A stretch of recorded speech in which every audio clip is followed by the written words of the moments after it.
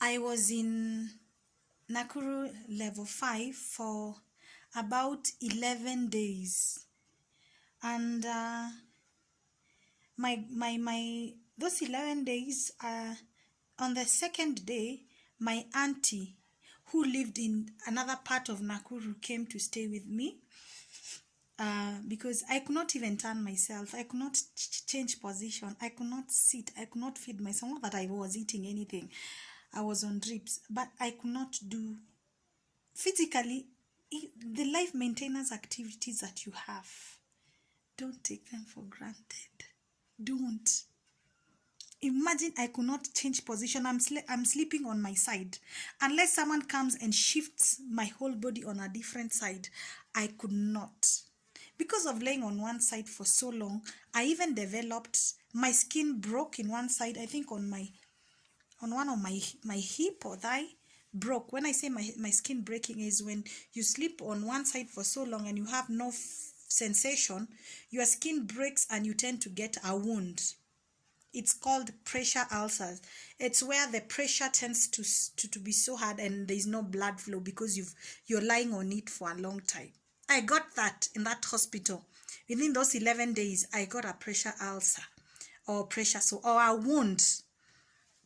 And the things I saw in that hospital, my God, I don't remember how I got out of aquarium when I fell, or I don't remember the teeny details of that, but I remember the experience in that hospital. It was terrible. Would sleep in one hall. I think we were like 50, not 50, I'm exaggerating, but quite a number anyway. And in one bed would share two people, and they're tiny beds. And I'm an underage girl. I'm wondering, why wasn't I taken to children's wards?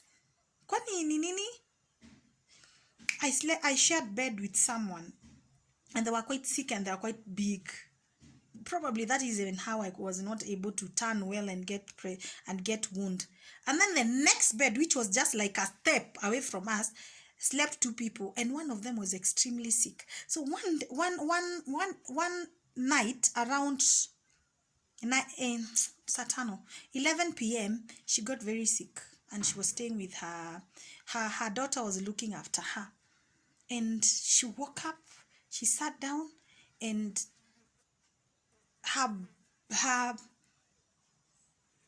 bowels just opened, and she fell and sat there. She fell on whatever, the waist. She sat there. Her daughter and someone else helped her in bed. I could see I was not asleep. They put her back in bed, cleaned her up, and she said she's cold. They covered her up. She never woke up. She died. She died like 2 hours after that. I'm talking about 11, now 12, 1. That lady stayed in that bed, having died from, I think, 12:30 or 1 a.m. all the way back until the following morning, around 10ish, when they are about to do world rounds. That's when those that kitu that comes to collect people that have passed on. Guy, hey. I was on the outer side of the bed, so I was closer to this deceased lady than my bedmate. I've never been so traumatized. Jesus, if I did not go crazy or die, probably I'll be here for a long time.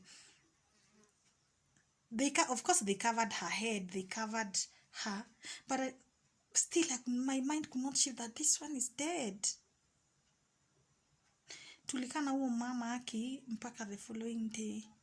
That is 22 years ago, but I can't forget. And then when they come, they make it a drama. Wanagonganisha hizo mabati kuku, and then they come, wanafungua hiyo kitu, labda iko na watu wengine guy. Hey, humans have resilience.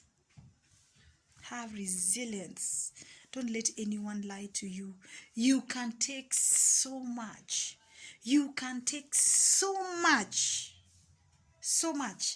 if I am still here and I didn't lose my mind. Anyway, that's an experience I will never forget. That part I will not forget. I slept still. Sikutaka hata.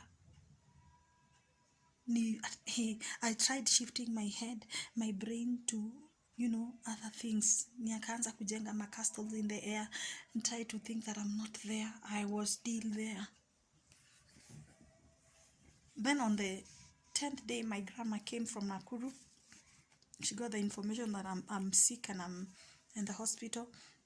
She came and she looked for a way I could be transferred from that hospital to Kenyatta Hospital.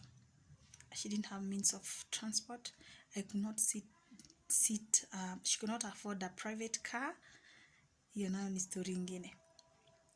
She got she tried and found a matatu that came up close to the hospital. Nikadischargiwa, nikaekwa kwa gari, kwa kiti gani, hii kiti ya mbele, this front seat, I don't know how many are they.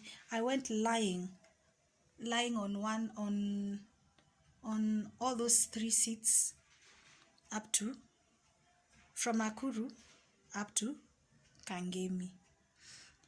Opposite Kangemi, below the bridge there, that's where vehicles from the Rift Valley normally alight people before they proceed to Nairobi city. There, that is where we Shosho said my grandma, we alighted. And what she did, she got out of the vehicle, laid a shuka ama leso ama piece of cloth on the bus stop there, and then she called people. They lifted me and laid me down on the ground on the bus stop in public. I was laid down there so that my shosho can go on the other side, get someone who can help her, or get a vehicle that can get me wherever she wanted me to go. So she left me there on the ground, laying on the Masai, and she went on top of the bridge on the other side to look for help. Let me tell you, people thought I had died, and the driver and the tout have thrown me out of the vehicle. Crowd gathered there. I'm conscious. My mind is still fine. I saw like 50 people at a go, and I looked up. People are calling, come and see. Everyone was there. There were so many people. It was chaotic. It was dramatic. It was such a scene. Then after like 15-20 minutes, a taxi came with my grandma and the driver. Now they helped me on the back seat, and people lifted me on the back seat and they laid me there, and we went home. We didn't go to the hospital. We went to my grandma's house now in Kangemi, where I grew up. That is where I was. I went there. I stayed there for 2 days before she could get a vehicle or a neighbor who would help and transport me to Kenyatta National Hospital. I don't know whether I should leave that story here and then continue with it later. I think so. Now I will tell you from now being taken to Kenyatta Hospital onwards. Now, after I went to Shosho, a neighbor of ours agreed to take me to hospital like after 2 days. And all this time that I'm home for those 2 days, I'm laying on bed. And I still need to be tanned. I still need to be fed. I still need to be... I think I was on diapers, of course. I don't remember much what was going on as far as washroom business is concerned. And I can remember the sadness in my siblings. I can remember how much my brother cried for those 2 days. Because for him, he thought now, if people don't walk and can't stand, they're about to die. So I can just imagine what was going on in his mind. My mom just died 3 years ago.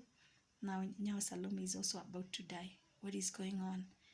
And he would cry all the time for those 2 days. He would cry. Yeah, until I went to Kenyatta National Hospital for admission. I will tell you about that. It's another experience too. I'll tell you about that later.